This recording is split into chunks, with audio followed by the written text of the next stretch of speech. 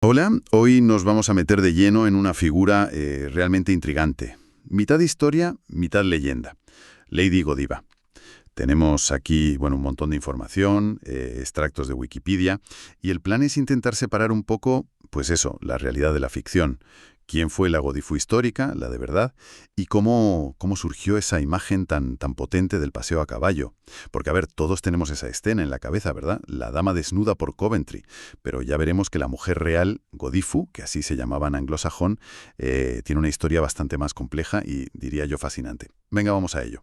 Empecemos por la persona, la de carne y hueso, Godifu, una noble anglosajona. Estamos hablando de finales del siglo X, principios del XI.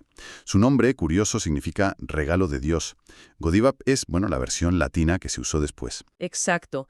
Y no es un personaje inventado, ni mucho menos. Tenemos pruebas bastante sólidas de su existencia. Está muy bien documentada como la esposa de Leofric, el conde de Mercia, uno de los hombres más poderosos de la Inglaterra de antes de los normandos, vamos. Una pareja importante entonces. Importantísima, una auténtica power couple, como diríamos hoy. Tuvieron hijos como Elfgar, que también fue conde, y el nombre de ella, Godjivu o Godiva, con distintas grafías, claro, aparece en cartas, en documentos de donaciones, en testamentos y, crucialmente, aparece en el Domesday Book. Ah, el Domesday Book, el gran censo de Guillermo el Conquistador después de 1066. Que su nombre esté ahí ya dice mucho de su estatus, ¿no? Muchísimo. Es una prueba de su relevancia incluso después de la conquista. Y no solo eso, hay una mención interesante en una crónica del siglo XII de la abadía de Ely. Habla de una Godiva terrateniente. Si fuera la misma persona, y ojo, no podemos asegurarlo al 100% porque el nombre era común, pues sugeriría que ya era una mujer con propiedades, quizá viuda, antes de casarse con Leofric. Anda, o sea que ya tenía su propia posición. Podría ser. Añadiría una capa más a su figura, ¿sabes? Su independencia antes de ser condesa de Mercia. Vale. Lo que sí parece seguro es su fama, y la de Leofric como gente muy piadosa. Y muy generosa con la Iglesia. Sí, eso está clarísimo en los registros. El ejemplo más famoso es la fundación del monasterio benedictino de Coventry en 1043. Lo fundó Leofric sobre las ruinas de un convento anterior. Pero ya siglos más tarde, cronistas como Roger de Wendover le daban a ella, a Godiva, el mérito de haberle inspirado. La influencia detrás del trono, digamos. O al lado en este caso. Y esa generosidad no fue solo en Coventry, ¿eh? En los años 1050 sus nombres aparecen juntos en donaciones importantes de tierras, al monasterio de St. Mary, en Worcester, por ejemplo, y también a Stowe St. Mary, en Lincolnshire. Y hay registros de donaciones a Leominster, Chester, Much Wenlock, Evesham. Vaya, que eran patrocinadores a gran escala. No era una cosita puntual. Para nada, eran mecenas de primer nivel, y no solo daban tierras, que ya era mucho.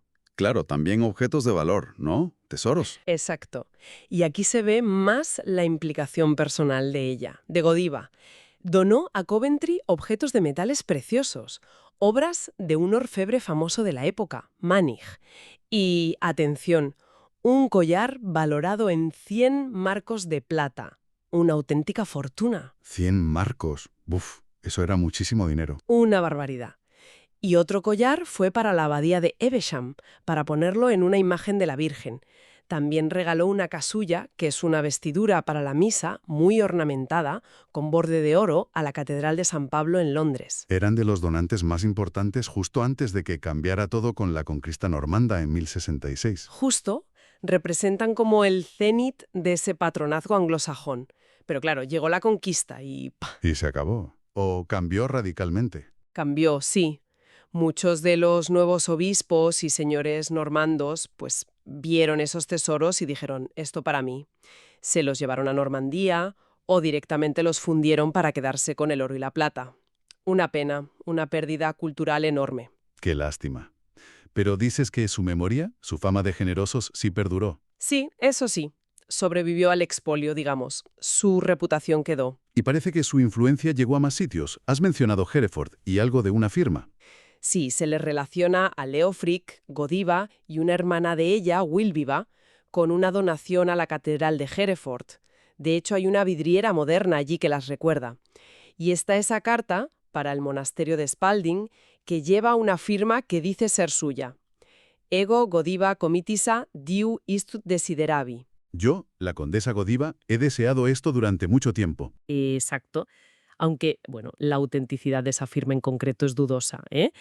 Pero refleja esa imagen que tenían de ella, de implicarse personalmente. Vale.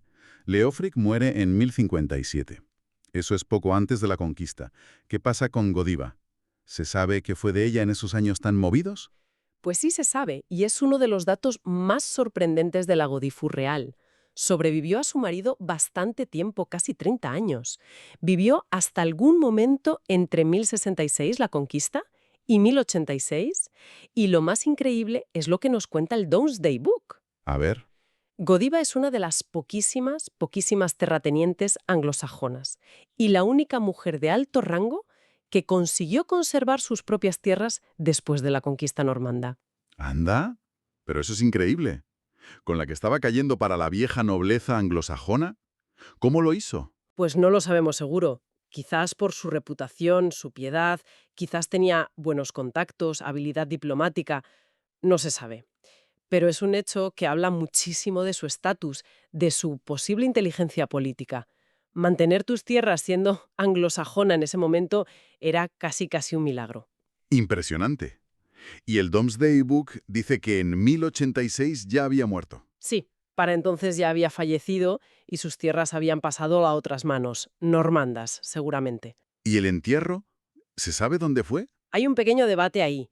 Una crónica de Evesham dice que la enterraron allí, en una iglesia que ya no existe. Pero, bueno, la mayoría de los historiadores creen que lo más lógico, lo más probable, es que fuera enterrada en Coventry, junto a su marido, Leofric, en la iglesia del priorato que ellos mismos habían fundado y dotado tan generosamente. Era su gran proyecto. Sí, tiene sentido. Oye, y antes de meternos de lleno en la leyenda del paseo, que es lo que todos esperan, hay un detalle sobre su devoción personal que leí y me pareció muy curioso. Algo relacionado con rezar. ¡Ah, sí! Te refieres a lo que cuenta Guillermo de Malmesbury, ¿verdad? Es fascinante. Este historiador, ya del siglo XII, escribió que Godiva dejó en su testamento un objeto muy particular.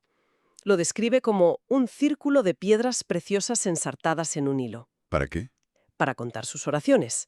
Dice que, tocándolas una tras otra, pudiera contar sus oraciones exactamente, y pidió que lo pusieran en una estatua de la Virgen María. O sea, Pues sí, es la descripción escrita más antigua que tenemos de algo muy parecido a un rosario. Un objeto para llevar la cuenta de las plegarias. qué curioso. ¿Un precursor del rosario o nada menos? Nos da una idea de su piedad más íntima, ¿no? Más allá de las grandes donaciones. Exacto. Una ventana a su devoción personal. Muy bien.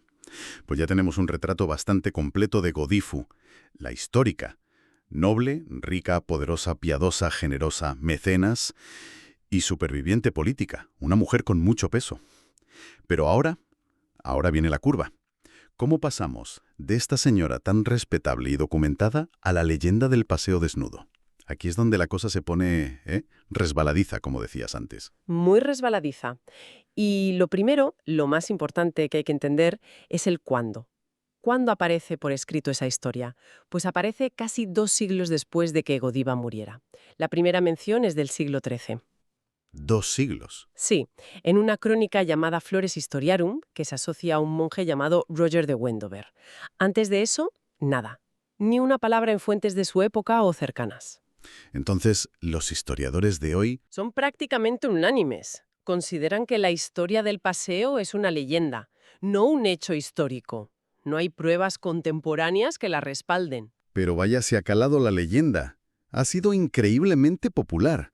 ¿Cómo es la versión más típica, la que todos conocemos? Pues la versión clásica, la que ha llegado hasta nosotros, cuenta que Lady Godiva sentía una pena enorme por la gente de Coventry. Sufrían mucho por los altísimos impuestos que les ponía su marido, Leofric. Ella le pedía y le pedía que los bajara, pero él, nada, se negaba. Hasta que un día... Hasta que un día, él, quizá harto, quizá como una burla cruel, le dijo: «Vale, bajaré los impuestos, pero solo si te atreves a cabalgar desnuda por las calles de Coventry». Un desafío que él pensaba que era imposible que aceptara, claro. Una humillación impensable para una dama de su posición. Pero ella, según la leyenda, dice que sí. Ella acepta. por el bien de su pueblo. Y antes de hacerlo, da una orden: que todo el mundo se quede en casa, que cierren puertas y ventanas, nadie debe mirar. Y entonces monta a caballo y recorre la ciudad cubierta solo por su larguísima melena. Es una imagen potentísima, desde luego. Muy visual. Mucho. Y aquí es donde la leyenda se complica un poco más, porque entra otro personaje. El famoso Peeping Tom, el mirón. Exacto. La historia añade que hubo un hombre, a menudo se dice que era sastre, que no pudo resistir la curiosidad. Desobedeció la orden. Hizo un agujerito en la persiana o en la pared, o espió por una rendija para ver pasar a Godiva desnuda. ¿Y qué le pasa?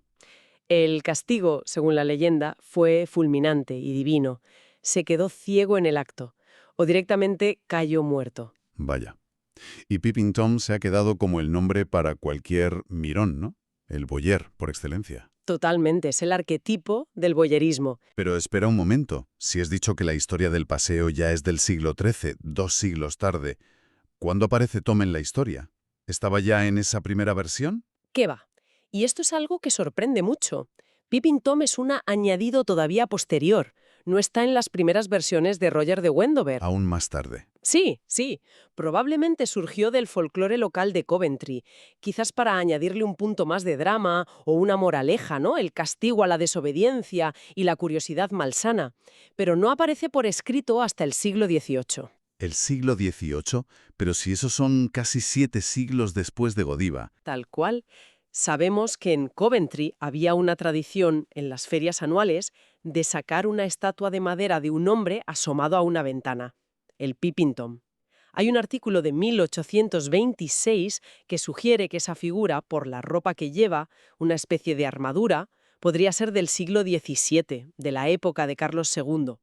Pero la primera vez que aparece el nombre Peeping Tom en los registros oficiales de Coventry es en 1773. ¿Y qué dice el registro? Pues que se pagó dinero para comprarle una peluca nueva y pintura a la efigie de madera de Peeping Tom. O sea que ya era una figura establecida. Incluso antes, a finales del 17, circuló otro nombre para el mirón, Action, que decían que era el mozo de cuadra de Godiva. Pero Peeping Tom fue el que cuajó. O sea que la leyenda no fue algo fijo. Fue evolucionando, añadiendo detalles. Exacto. Como así todas las leyendas populares. Se van adaptando, adornando. Lo del castigo, la ceguera, también se fue perfilando con el tiempo. ¿Y cómo era la versión más antigua del paseo? La de Roger de Wendover, del siglo XIII. ¿Era igual? Era un poco diferente, no tan dramática quizá. Wendover dice que Godiva cabalgó por el mercado, sí, pero mientras la gente estaba allí. No dice que la ciudad estuviera vacía, y que iba acompañada por 2 caballeros, o sea, no iba sola. Ah, vale. Menos íntimo, por así decirlo. Menos íntimo y menos centrado en la prohibición de mirar. Luego, en el siglo XVI, un tal Richard Grafton, que era impresor y político en Coventry, le dio otra vuelta. Él dijo que el impuesto que agobiaba a la gente era solo sobre los caballos y que fue Godiva la que exigió a los oficiales que nadie mirara, bajo gran pena. ¿Y por qué cambiaría eso? Se ha sugerido que Grafton, que era protestante, quizá quiso hacer la historia un poco más, digamos, decente. Menos escandalosa. Quitarle hierro al asunto de la desnudez y el desafío al marido. De hecho, una balada de la época, de mediados del 17, también habla del impuesto sobre caballos. Interesante cómo se va modelando la historia. Y volvemos a la pregunta clave. ¿Iba realmente desnuda? ¿O hay alguna explicación más plausible para que surgiera esta leyenda tan rara? Aquí es donde chocan la historia y la leyenda de frente. La desnudez total, en el sentido literal, es muy, muy improbable para una condesa del siglo XI. Hay una teoría que suena mucho más razonable. Sugiere que el origen de la leyenda podría estar en un acto público de penitencia que Godiva hiciera en algún momento. Penitencia. ¿Cómo? En aquella época, a veces como castigo o como acto voluntario de humildad, las personas de alto rango podían ser obligadas, o decidir ellas mismas, a hacer una procesión pública vestidas solo con su shift. El shift. ¿Qué es eso? Era una prenda interior, como una camisa larga, sin mangas, de lino o algodón blanco. Una especie de combinación simple. Vale, no es estar desnuda del todo, pero para una condesa... Claro, imagínate el impacto. ver a la esposa del conde de Mercia, una de las mujeres más importantes del reino, caminando por la calle descalza, solo con esa prenda básica, sin joyas, sin sus ropas lujosas, sin su séquito, habría sido algo increíblemente chocante, humillante, incluso para los estándares de la época. Un espectáculo tremendo. Entiendo. Algo así sí que se quedaría grabado en la memoria de la gente. Exacto. Un acto tan extraordinario sí podría haber generado un recuerdo popular muy fuerte. Y con el paso de los siglos, la historia se va contando, exagerando, romantizando, hasta convertirse en la leyenda de la desnudez total y el pelo cubriéndola. Eso suena bastante más verosímil que el desafío del marido, la verdad. Sí, encaja mejor con lo que sabemos de la época y de la propia God-Gifu histórica. Y hay otras ideas sobre el origen, aparte de esta de la penitencia. Sí, se han barajado otras cosas. Algunos han intentado buscar conexiones con rituales paganos de fertilidad, como las procesiones de las reinas de mayo, pero es especulativo. Otros se preguntaron si podría ser propaganda puritana, posterior, para manchar su imagen piadosa, pero parece raro porque en general se la respetaba. Incluso se ha dicho que, bueno, quizás la historia se inventó, se promocionó para atraer peregrinos y dinero a Coventry, aprovechando su fama. El marketing medieval. Algo así. Lo que está claro es que las fuentes fiables, las de los siglos XI y XII, la describen como una mujer religiosa y respetada. Y no mencionan ningún paseo de este tipo. Lo interesante ahora es cómo se analiza la leyenda. No tanto buscando si fue verdad o no, sino viendo qué refleja. Que refleja. Pues ideas sobre el poder femenino, ¿no? La capacidad de una mujer para intervenir en asuntos públicos, para desafiar al poder masculino, aunque sea a través de un acto tan extremo, y también cómo Coventry, la ciudad, usó esta leyenda para construir su propia identidad. Un símbolo de desafío, de orgullo cívico. Godiva se convirtió en su heroína. Y vaya si la adoptaron. El impacto cultural en la propia Coventry ha sido tremendo. Lo de la procesión de Godiva fue algo real, ¿no? Sí, se celebró con interrupciones desde 1678 hasta bien entrado el siglo XX, por los años 60. Era parte de una feria importante y a menudo, claro, el papel de Godiva lo interpretaba una actriz o una bailarina con ropa bastante ligera, lo que generaba polémicas cada 2 por 3, como te puedes imaginar. Me lo imagino. ¿Y Peeping Tom también salía en la procesión? La figura de Peeping Tom tenía su sitio. Estaba colocada en la ventana de un hotel desde donde supuestamente había espiado. Ahora esa efigie histórica está en un centro comercial. Y en el centro de Coventry hay un reloj muy famoso, el reloj de Godiva, en Broadgate, que cada hora representa la escena. Sale Godiva ahí a caballo y arriba, en una ventana, se asoma Peeping Tom. Qué curioso. Y no es solo un recuerdo del pasado. ¿La figura sigue viva hoy? Totalmente. Desde los años 80 hay una mujer en Coventry, Prue Porretta, que ha asumido el papel de Lady Godiva, de forma honorífica. Actúa como embajadora de la ciudad, promueve eventos benéficos, incluso la nombraron miembro de la Orden del Imperio Británico por su labor. Anda. Sí, y hay un desfile anual llamado Godiva Sisters, que promueve la paz. Y en 2010 hubo un proyecto artístico enorme, Godiva Awakes. Crearon una marioneta gigante de Godiva, de casi 10 metros de altura, que viajó desde Coventry hasta Londres para los Juegos Olímpicos. Un símbolo muy potente. Vaya. Y fíjate, aunque en 1999 hubo un debate sobre si quitarla o no, por si era una imagen sexista o anticuada, al final la imagen de Godiva a caballo sigue estando en el escudo del Ayuntamiento de Coventry. Es un símbolo muy arraigado. Y fuera de Coventry, su imagen ha inspirado a muchísimos artistas. Muchísimo. Es un tema recurrente en el arte. En pintura hay cuadros desde el siglo XVI, como uno encargado por la propia ciudad a Adam van Noort. Y luego está el famosísimo cuadro prerrafaelita de John Collier, de finales del XIX, ese tan romántico que está en el Museo de Coventry. Es quizá la imagen más icónica. Sí, creo que sé cuál dices. Y apareció hasta en monedas no oficiales, unos tokens del siglo XVIII, y en los Steven Graphs, que eran unas imágenes tejidas en seda muy típicas de Coventry en el XIX, y en escultura, claro. Hay estatuas importantes en Reino Unido y también en Estados Unidos. Y en la lista sigue, ¿no? Literatura, música, cine. Sin parar. En literatura está el poema clásico de Tennyson, Godiva, y hasta un libro infantil de Dr. Seuss, que tiene gracia. En música clásica hay una obertura de un compositor checo, Novak. Y en música pop y rock, pues ha sido mencionada por gente tan distinta como Peter and Gordon en los 60, The Velvet Underground o Queen en Don't Stop Me Now. Es verdad, like Lady Godiva. Exacto. Y en cine, pues desde películas mudas de principios del siglo XX hasta una superproducción de Hollywood de 1955 con Maureen O'Hara en el papel. La imagen legendaria es universal. Vale. Pues intentamos juntar todas las piezas del puzzle. ¿Con qué nos quedamos? Por un lado tenemos a God Gifu, la figura histórica real, anglosajona, poderosa, rica, piadosa, generosa, muy bien documentada.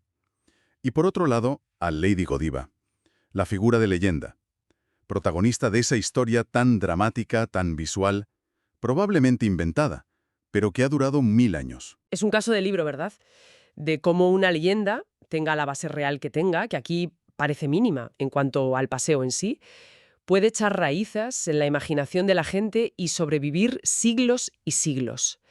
La Godiva de la leyenda se ha convertido en un símbolo muy complejo. Es el emblema de Coventry, está claro, pero también evoca muchas otras cosas. La protesta contra los impuestos injustos, el poder de las mujeres, el voyerismo, la tensión entre lo público y lo privado y, sobre todo, yo creo, esa fascinación eterna que sentimos por el choque entre la historia, lo que podemos probar, y el mito, lo que nos contamos. Queda una última reflexión ahí flotando.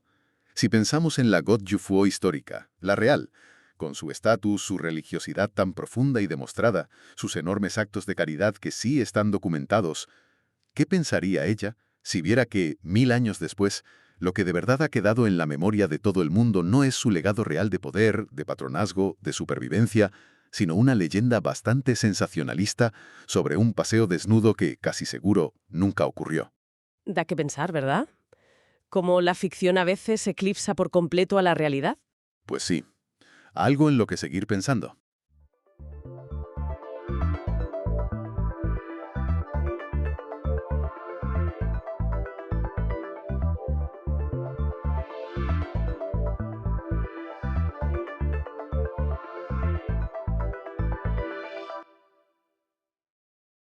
Bienvenida o bienvenido a esta nueva exploración. Hoy nos metemos de lleno en la historia de un coche que, bueno, marcó una época para Porsche.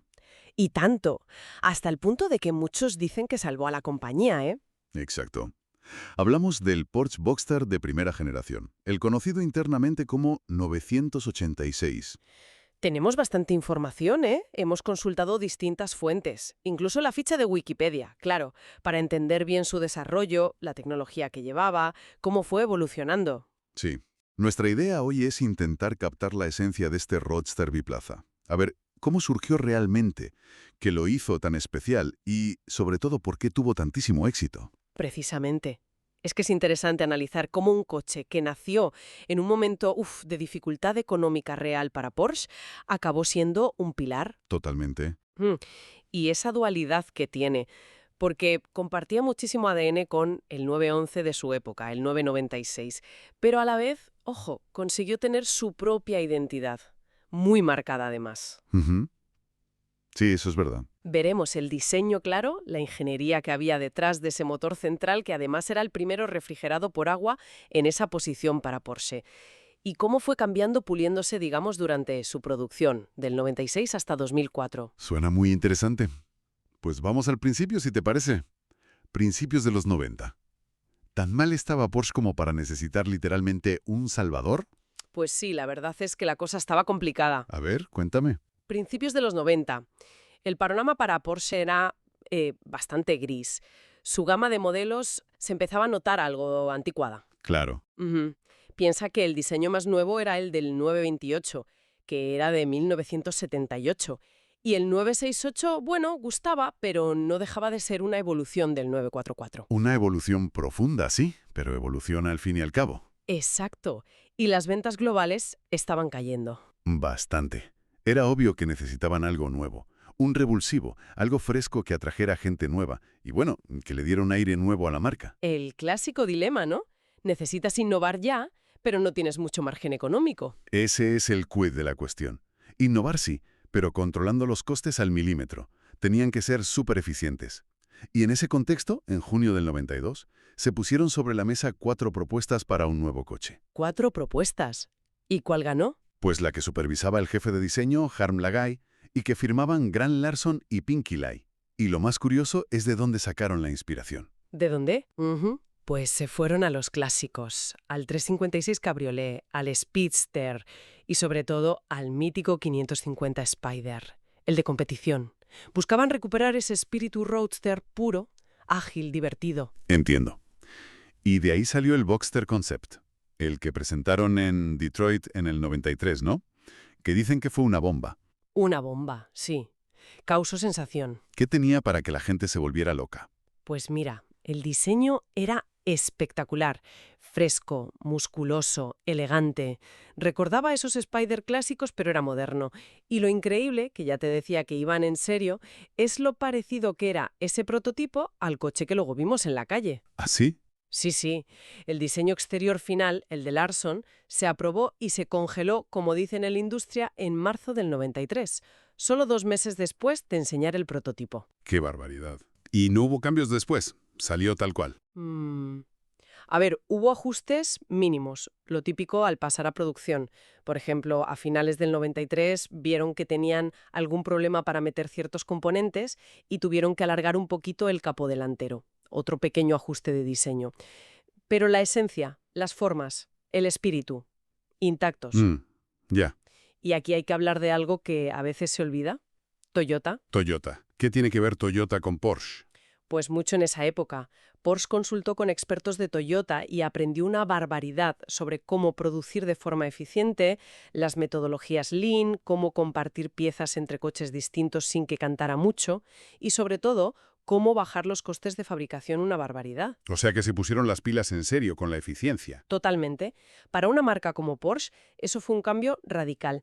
Casi, como decías antes, una cura de humildad que necesitaban para salir adelante. Darío está la clave entonces. Por eso el Boxster 986 y el 911 de la época, el 996, se parecen tanto en algunas cosas. Claro. El capó, las aletas, los faros, esos faros tan polémicos, los huevos fritos.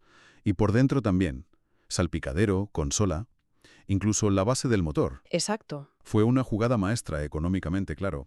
Pero me imagino que los más puristas de Porsche pondrían el grito en el cielo, ¿no? Por eso de canibalizar piezas del mito del 911. Sí, hubo debate, claro que lo hubo. Entre los puristas sobre todo. Pero estratégicamente fue brillante.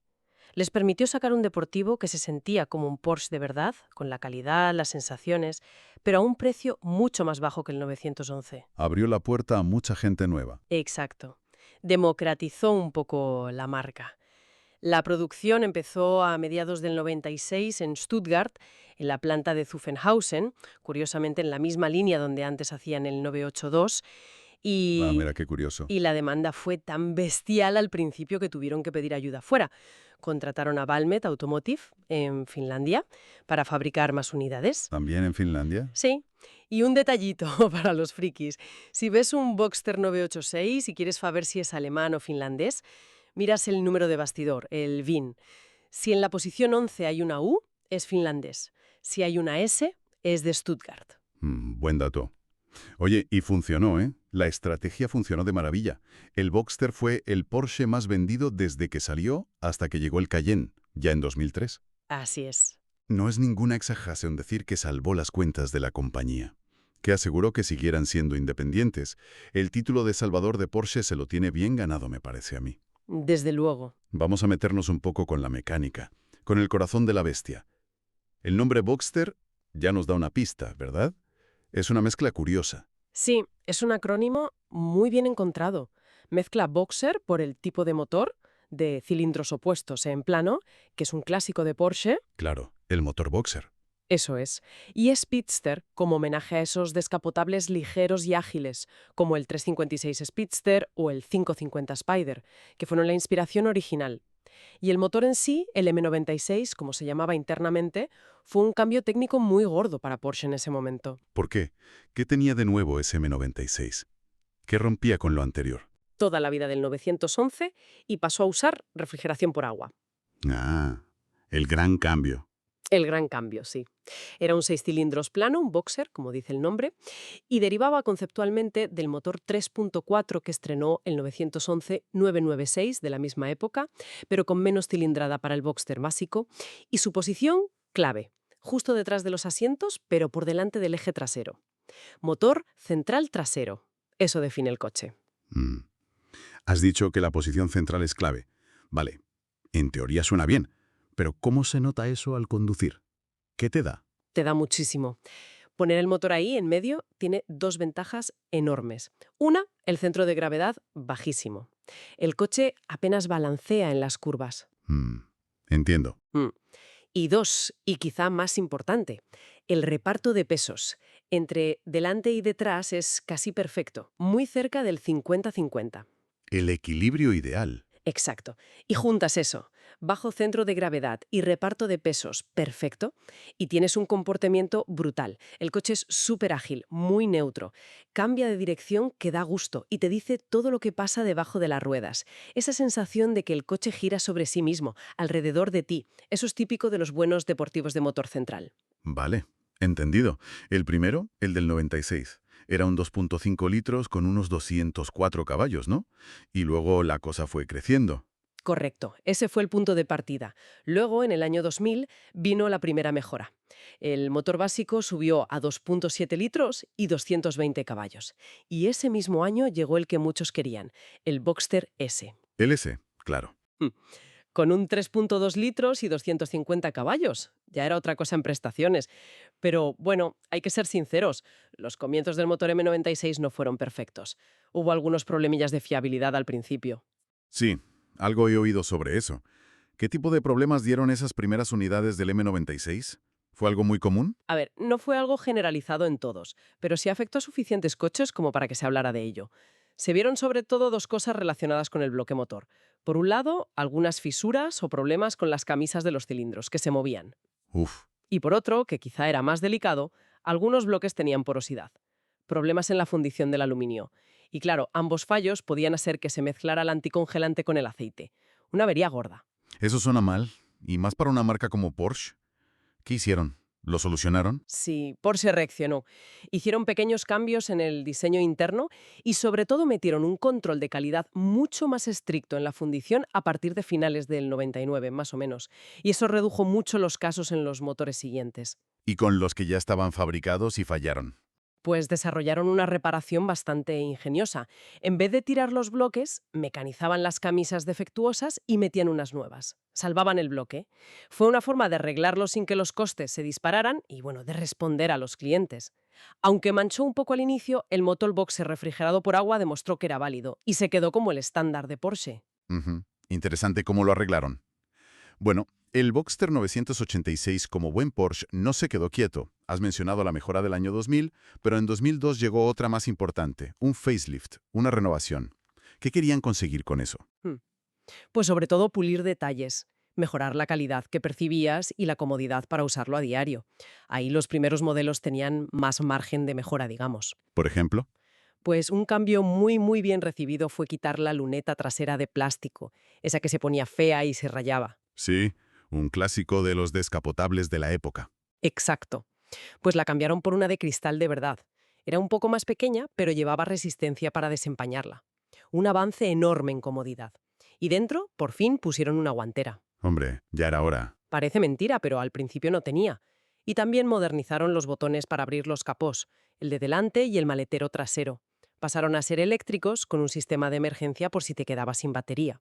Y el volante, uno nuevo, más moderno, parecido al del 911-96. Y por fuera también se notó el cambio, ¿verdad? Recuerdo que se quitaron de encima los intermitentes naranjas. Correcto. Ese fue el cambio estético más evidente. Adiós a los intermitentes delanteros ámbar, los huevos fritos. Pusieron unos transparentes. Y lo mismo detrás.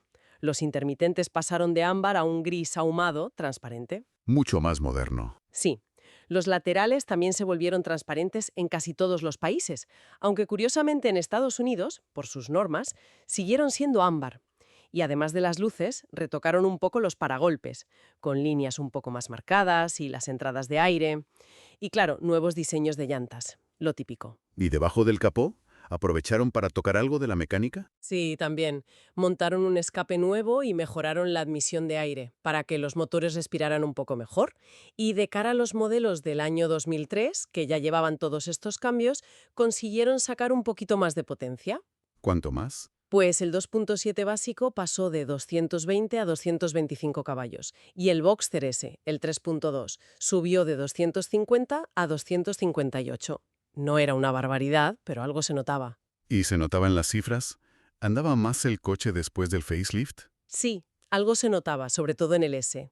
Las cifras oficiales decían que un Boxster S manual del 2003, con los 258 caballos, pillaba 264 kilómetros por hora y hacía el 0 a 100 en 5,7 segundos. Mejor que antes. Sí, antes eran 260 kilómetros por hora y 5,9 segundos.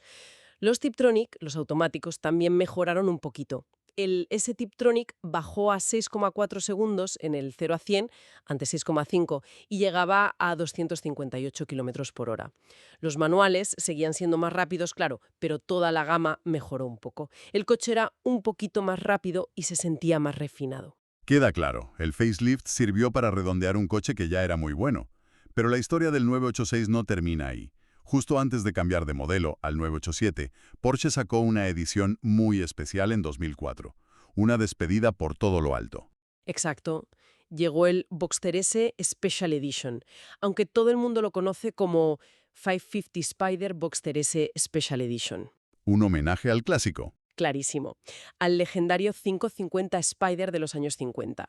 Y para que quedara claro que era algo exclusivo, hicieron una serie súper corta, solo 1953 unidades para todo el mundo. 1953, el año del 550 Spider original, claro, dado y el nombre.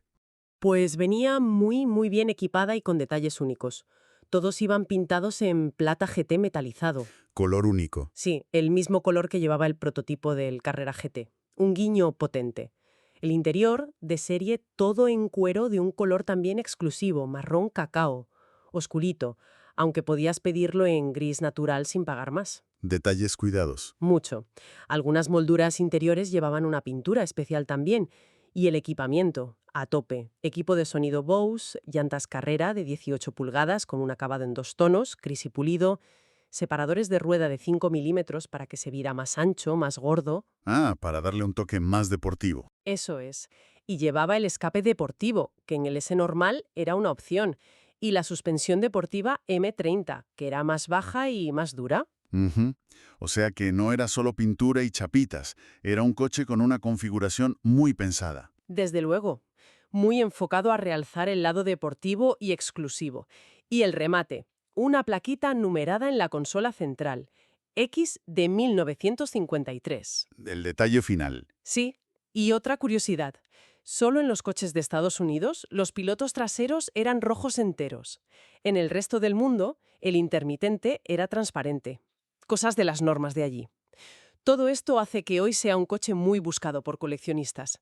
Para muchos, la mejor versión del 986. Sidad se inspiró en leyendas, innovó con el motor central refrigerado por agua y esa idea de compartir piezas, y al final fue clave para que Porsche siguiera adelante. Hemos visto todo su viaje, sí, desde aquel concepto que impactó en el 93, el modelo de producción, las mejoras que le fueron haciendo, el facelift que lo pulió, hasta esa edición especial 550 Spider. Es un ejemplo perfecto de cómo Porsche supo hacer un deportivo auténtico, emocionante y a la vez un éxito de ventas cuando más falta le hacía. Y ese punto clave, el de compartir tantas piezas con el 911-996, faros, interior, motor, que fue tan importante para que fuera viable económicamente, nos deja pensando una última cosa, ¿no? Sí, una reflexión interesante. Si tenemos en cuenta todo lo que compartía con el 911 y que además fue el salvador de Porsche, ¿se le reconoce hoy al Boxster 968 todo lo que se merece frente a su hermano mayor de la época? Buena pregunta. ¿Se valora lo suficiente su importancia histórica y sobre todo lo buen coche que era por sí mismo, con sus propias cualidades dinámicas, gracias a ese motor central que el 911 no tenía? Es una cuestión abierta, ¿no? Sobre legados, percepciones y a lo mejor algunos prejuicios que todavía existen en el mundo de los deportivos. Da que pensar.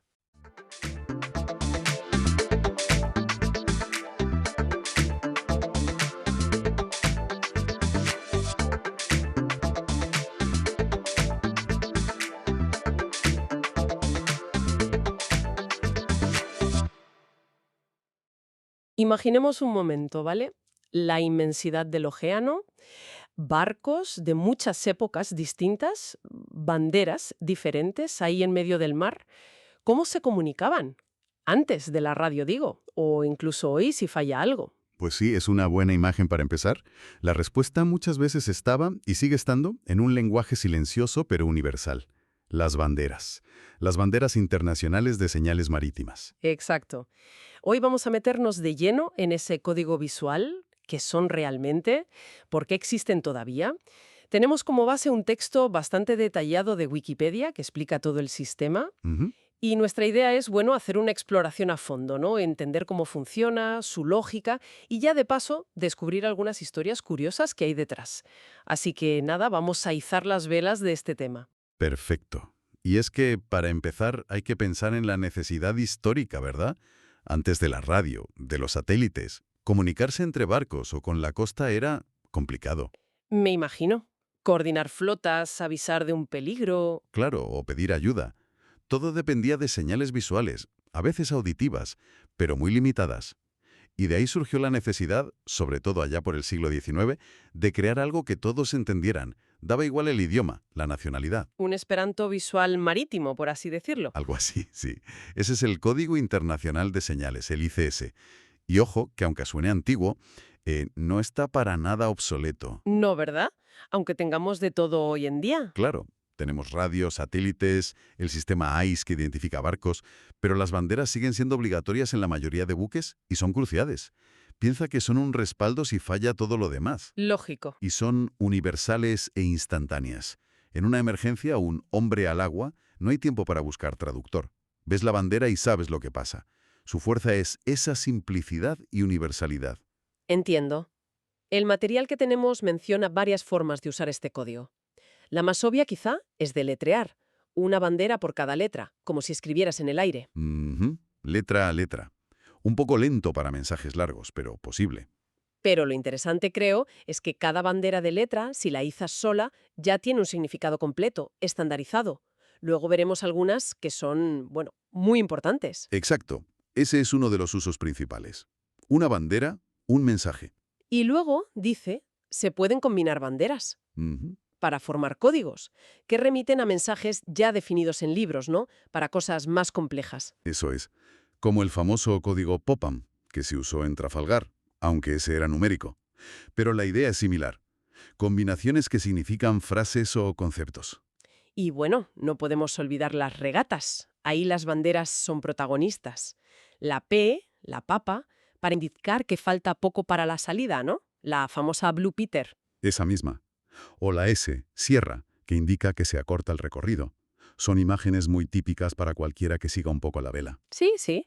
Oye, y un punto interesante que menciona el texto es la convivencia de este código internacional con otros usos, como el de la OTAN. ¿Ah, sí? Eso es curioso.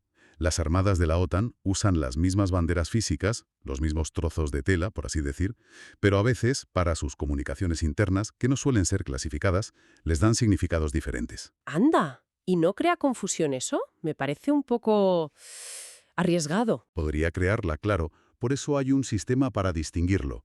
Si un buque de guerra quiere enviar una señal usando el significado internacional, el del ICS, iza una banderita especial, un gallardete llamado código respuesta, justo encima de la señal. Ah, vale. Si esa banderita está, todos saben que es código internacional.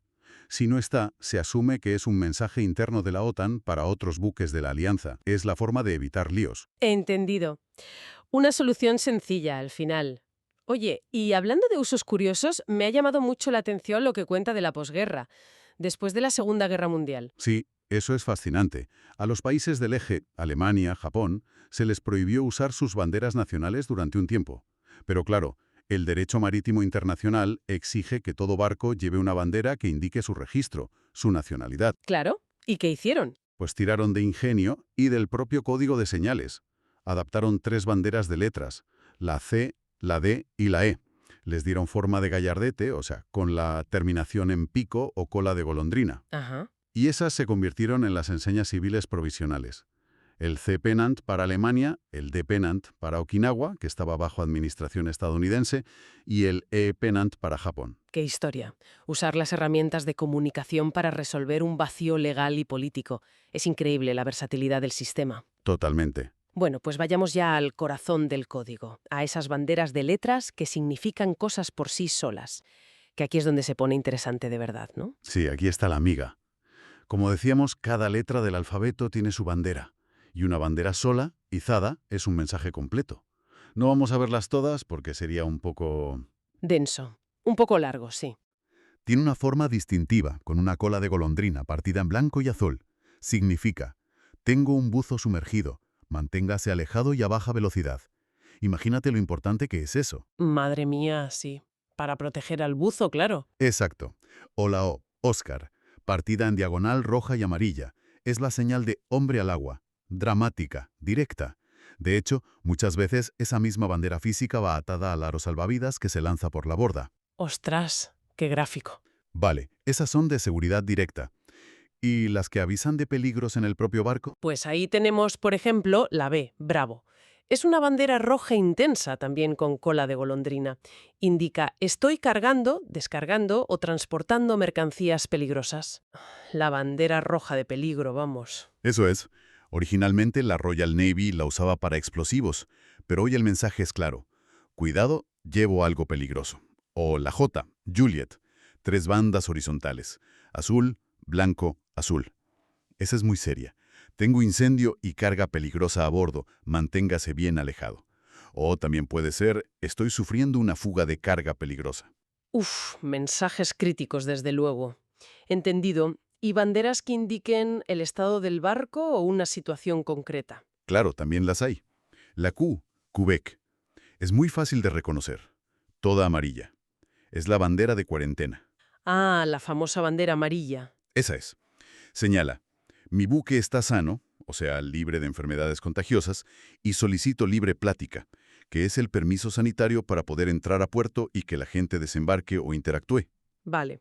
¿Alguna otra de situación? Pues, la Y, Yankee. Tiene franjas diagonales amarillas y rojas. Advierte, estoy garreando.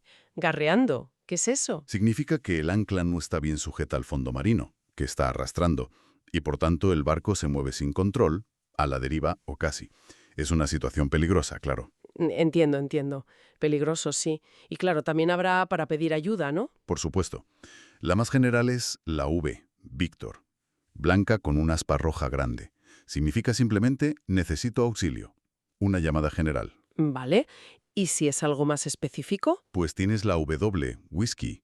Es azul con un cuadrado rojo en el centro, que a su vez está bordeado de blanco. Esa es específica. Necesito asistencia médica. Asistencia médica. W. Ok. Y luego la Z, Zulu. Muy llamativa, con 4 colores en cuarteles diagonales, amarillo, negro, rojo y azul. Significa necesito un remolcador.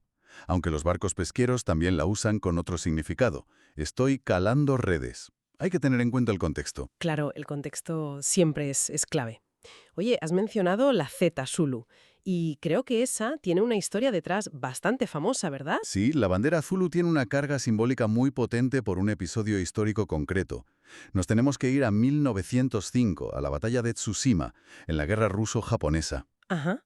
El almirante japonés Eihachiro Togo, justo antes de la batalla decisiva, hizo la bandera Z en su buque insignia, el Mikasa.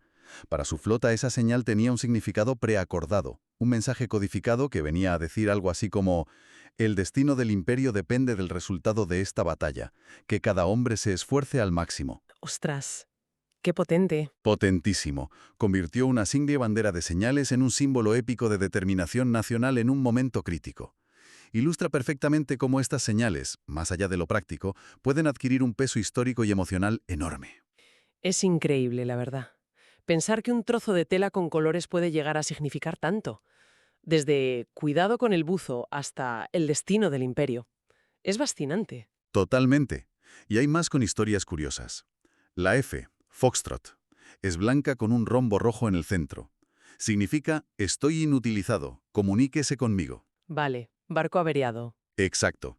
Pero el texto añade una nota histórica. Durante la Segunda Guerra Mundial, los británicos tenían unos buques mercantes especiales, los Camships, que llevaban una catapulta para lanzar un avión caza Hurricane. Pues bien, usaban la bandera F justo antes de lanzar el avión para avisar. Otro significado muy específico en un contexto de guerra. Anda, mira. O sea que los significados también pueden tener capas o usos particulares en ciertos momentos. Eso parece. Y bueno, no podemos dejar fuera las más básicas de cualquier comunicación, el sí y el no. Claro, el afirmativo y el negativo. La SC Charlie tiene bandas horizontales, azul, blanco, rojo, blanco, azul. Significa afirmativo o sí. C de Charlie, sí, fácil. Y su contraria, la N, November, es un tablero de ajedrez, azul y blanco. Significa negativo o no. N de November, no. También lógico. Pero ojo, cuidado con combinar estas dos. Si ves una N, November, seguida inmediatamente por una C, Charlie, NC, ¿qué significa? ¿No sí? ¿Doble negación? no, nada de eso. NC es una de las señales de socorro reconocidas internacionalmente. Ah, socorro. Ostras, qué importante saberlo. Importantísimo. Un mensaje visual corto y directo para una situación límite. Y además el texto apunta a algo interesante. Muchas de estas banderas, de una sola letra, C, D, E, N y varias más, también se pueden transmitir por sonido, ¿Cómo? usando el silbato del barco, la sirena, en código Morse. O sea que el mismo mensaje sí, no, necesito médico, etc., se puede dar visualmente con la bandera o acústicamente con el Morse correspondiente a esa letra. Vincula el sistema visual con el auditivo. Añade redundancia. Qué bien pensado. O sea, si hay niebla cerrada y no ves la bandera, quizá puedas oír la señal. Exacto. O si falla la luz de señales por la noche. Tienes alternativas. Entiendo. Bueno, pues solo con las letras ya vemos que el sistema es súper rico. Pero la cosa se complica o se especifica más cuando entran los números, ¿verdad? Así es.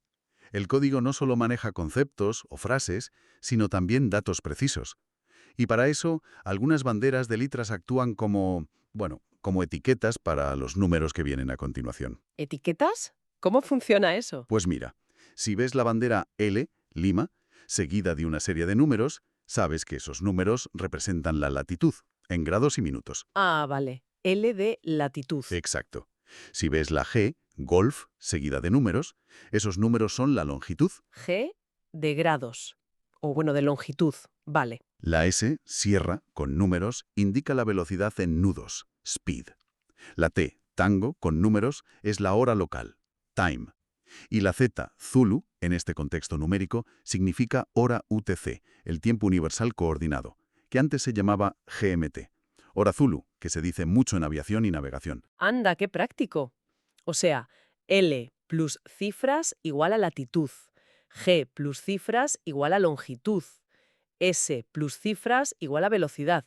Permite dar datos clave de navegación de forma muy concisa. Muy concisa, sí. Rápido y sin ambigüedad. ¿Y cómo se representan esos números? Porque supongo que no se deletrean 1 o 2. No, claro. Para eso existen banderas específicas para cada dígito, del 0 al 9. Suelen tener una forma diferente a las banderas de letras, que son más cuadradas o rectangulares. Los números se representan a menudo con gallardetes, que son banderas más alargadas y que acaban en punta o con una forma triangular. Ah, gallardetes numéricos. Eso es. Y aquí otro detalle. De nuevo, hay diferencias visuales entre los gallardetes numéricos del Sistema Internacional, ICS, y los que usa la OTAN para sus comunicaciones. El material gráfico que tenemos los muestra. No hace falta describirlos todos, pero sí saber que existen esos dos juegos de banderas numéricas. Entendido. 2 estándares visuales para los números también. Vale, pues tenemos letras solas, letras combinadas, letras que etiquetan números, números con sus propias banderas. Pero me surge una duda muy práctica. A ver, dime. ¿Qué pasa si necesito repetir una letra o un número en mi mensaje? Imagina que quiero deletrear la palabra radar, que tiene 2 R y 2 A. O quiero dar una coordenada como latitud 22 grados. ¿Necesito llevar a bordo 2 juegos de banderas R y A? ¿O 2 gallardetes del número 2? Sería un lío logístico, ¿no? Sería un lío tremendo y muy poco práctico. Necesitarías un armario de banderas enorme. El sistema tiene una solución muy inteligente para eso. Las banderas sustitutas o repetidoras. Sustitutas. ¿Y qué hacen exactamente? Son unas banderas especiales. También suelen ser triangulares o con formas distintivas. y su única función es indicar que se repite una bandera que ya ha aparecido antes en la misma izada, en el mismo grupo de señales que estás mostrando. Ah, vale. ¿Y cómo saben cuál repiten? ¿La inmediatamente anterior? Es un poquito más específico, pero la idea es esa. El Código Internacional de Señales, ICS, utiliza 3 banderas sustitutas. La primera sustituta repite la primera bandera del grupo de señales que se está mostrando, sea letra o número. La primera del grupo. Vale. La segunda sustituta repite la segunda bandera de ese grupo. Y la tercera sustituta, lógicamente, repite la tercera bandera del grupo. A ver si lo pillo con un ejemplo. Si quiero poner nono, ¿cómo sería? Pues citarías bandera N, bandera O, bandera N, bandera O.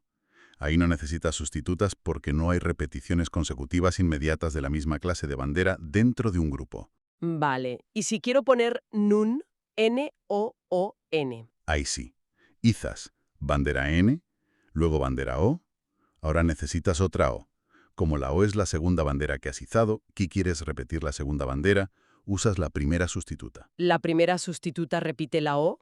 Pensaba que la primera repetía la primera N. Ah, espera. Repite la primera bandera de la misma clase que necesita ser repetida. ¿O cómo va? A ver el ejemplo del texto para no. Mira, el ejemplo del texto para nones, N, O, primera sustituta. La primera sustituta repite la bandera que la precede inmediatamente si es de la misma clase, en este caso la O. Vale. N, O, primera sustituta, repite O. Entendido. Y para non, N, O, N, N. Sería N, O, N. Hasta aquí normal. Ahora viene la primera N repetida. Como es la tercera bandera N la que se repite, usas la primera sustituta. N, O, N, primera sustituta, repite la N anterior. Vale. Y ahora necesitas otra N más. Estás repitiendo la cuarta posición, que es una N representada por la primera sustituta. Así que usas la segunda sustituta para repetir esa segunda N del grupo de Ns consecutivas. Uf, N, O, N, primera sustituta, segunda sustituta. Madre mía, tiene su lógica, pero hay que pillarle el truco, ¿eh? Tiene su intríngulis, sí, pero permite construir cualquier mensaje, por muchas repeticiones que tenga, con un solo juego de banderas. Es una solución muy ingeniosa para un problema práctico evidente. La OTAN, por cierto, usa 4 sustitutas, pero el sistema internacional se apaña con 3. Qué maravilla de sistema, de verdad. Es muy completo, muy lógico. Hemos visto de dónde viene esa necesidad de comunicación universal, las capas que tiene, letras solas, combinaciones, códigos, números, cómo se adapta a usos específicos como la OTAN o a momentos históricos concretos, y estas soluciones tan prácticas como las sustitutas. Si tuviéramos que resumir la esencia de todo esto, ¿qué dirías? Pues yo diría que lo más fascinante es, por un lado, la perdurabilidad. Cómo una solución visual relativamente sencilla en su concepto sigue siendo relevante hoy. Y por otro lado, su elegancia. Elegancia, sí. Es un lenguaje que combina la inmediatez. Ves una bandera y sabes al instante si hay peligro, si piden ayuda médica, si hay un buzo, con la capacidad de codificar información más compleja, como datos de navegación precisos. Y sobre todo, su resiliencia. Resiliencia. Me gusta esa palabra aquí. Es que funciona sin electricidad, ¿sabes? Trasciende barreras de idioma de forma instantánea. Y sigue siendo un complemento vital a toda la tecnología moderna. Ofrece redundancia, un plan B y, sobre todo, un medio de comunicación común entre cualquier tipo de barco de cualquier país. Totalmente. Es un testimonio de cómo unos principios de diseño básicos, formas y colores bien diferenciados, pueden dar lugar a un sistema de comunicación increíblemente eficaz y que ha durado siglos. La verdad es que sí. Ha sido una exploración súper interesante de este lenguaje silencioso que, como decías, habla volúmenes en todos los mares del mundo. Un placer desentrañar estos secretos de las banderas. El placer ha sido mío. Es un tema apasionante. Y bueno, para terminar, una reflexión final, algo para darle vueltas después de apagar esto. Hemos visto la riqueza de este código visual, su historia, como una señal, como la Z de Zulu, puede acabar teniendo un simbolismo histórico brutal. Y esto nos podría llevar a pensar, ¿qué otros sistemas de comunicación no verbal usamos en nuestro día a día? Quizás más modernos o más cotidianos, que también tengan esa carga simbólica, esa densidad de información que va más allá de la simple apariencia. Es una buena pregunta. Pienso en los iconos que usamos constantemente en las pantallas, las señales de tráfico, los emojis, incluso gestos que son culturales. ¿Dónde más encontramos esa riqueza de comunicación sin palabras? ¿Y qué historias o significados profundos podrían esconderse ahí, como en las banderas? Es una reflexión muy pertinente, la verdad. Nos recuerda que la comunicación humana es muchísimo más que hablar o escribir. Estamos continuamente decodificando sistemas visuales, simbólicos, a veces muy complejos, y muchas veces sin ser conscientes de su estructura, de su historia, como bien dices. Claro. Investigar esos otros lenguajes silenciosos que nos rodean puede ser igual de revelador que explorar hoy este mundo de las banderas en el mar. Sin duda.